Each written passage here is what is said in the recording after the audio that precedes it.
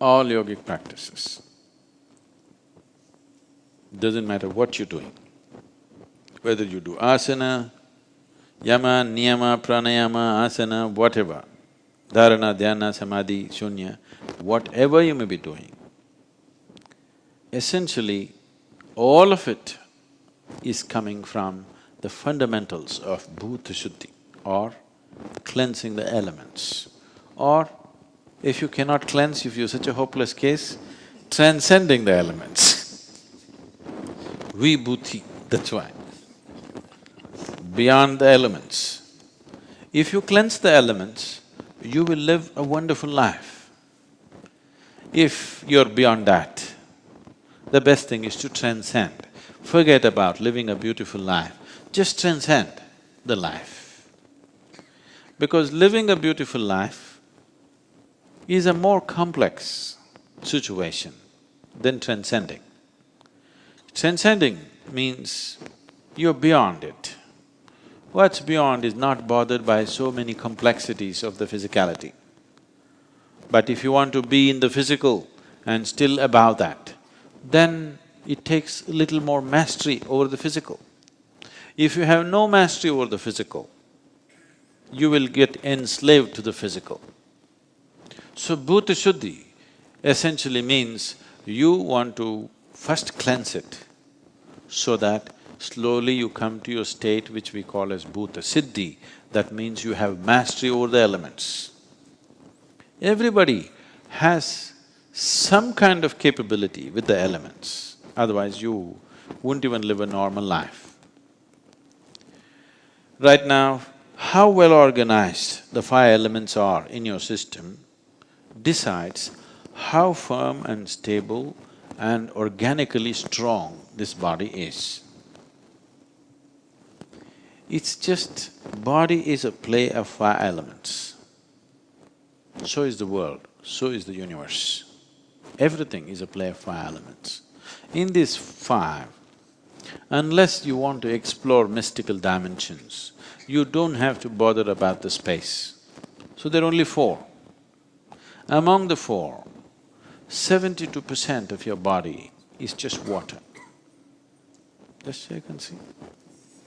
You're just a water bottle, 3/4 full, you know. You need to understand, it is in sync with the planet. Approximately 72% of the planet is water. Do you know this? Yes? That is how life has evolved. Whichever way the nature of the planet is manifested in your body in many different ways. So about 2/3 of the planet is water, 2/3 of the body is water. So when you eat food, you must always eat food where the water content in the food is over 70%. This one thing the Western societies are ignoring and paying a huge price. Now everywhere it's becoming like that. If you eat any vegetable, it will be over 70% water. If you eat a fruit, it'll be over 90% water. If you want cleansing to happen, you must eat fruit. If you just want to maintain the body as it is, vegetable does this. Almost any Asian cooking usually has over 70% water naturally. That's how traditions created it, they were aware of it. It's only Western diets which are dry. You drink water, it doesn't work like that. The food should have over 70% water content. So 72% is water. Another 12% is earth, you know. Only 12% of your body is actually earth. Largely it is water, so that's 84%. Another 6% is air. Air is the easiest thing to manage and take charge of because there is breath and you can take charge of it in a certain way. Another 4% is fire. Taking mastery over fire could do many things to you, but because you are householders living in family situation, you don't have to take charge of fire. You can keep it as it is, sometimes you can burn somebody a bit. You need it, right? You're married. Once in a way, if you don't burn them a bit, it may not work. Yes or no? The remaining 6% is space. You don't have to bother about that unless you want to explore mystical dimensions of the existence. To live well, 4 elements is enough. Fifth one is not relevant for people who just want to live well. Taking charge of this, there's a whole system of practices. Some are direct, others are roundabout. Bhuta Shuddhi can be practiced in a most simplistic way or in a highly sophisticated way. Taking charge of the elements is in many ways. One thing is how you consume these elements, how you treat these elements. The whole system of ancient cultures were about treating the 4 elements right. The 4 elements are the basis of your creation. If you have even a minor mastery over it, you will start living in ways that other people think is magical. Nothing magical, because right now you drink water. See how it is? Does it look like you? Does it look like you? Does it look like you? Does it resemble any of you? But if you drink this, it becomes you, isn't it? Isn't this magical? This itself, life itself is magical. There's nothing in life which is not magical, isn't it?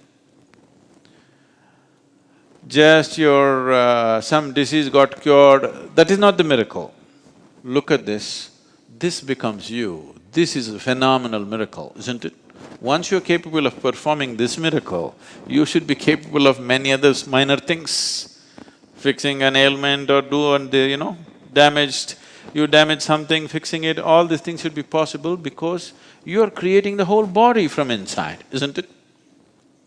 Using the 4 elements, you are creating a whole body. Unfortunately, it's happening unconsciously, that's all. So, bringing consciousness to how these 4 elements are becoming human body. When I say human body, from this water you're manufacturing a highly sophisticated mechanism, isn't it? Yes or no? What this amounts to is, if I just pour this water on the floor, it became iPad. What would you call that? Suppose this glass of water, I poured it down and there this water became iPad. What do you call that? Miracle, isn't it? The same thing, I drink this becomes I. This not a miracle?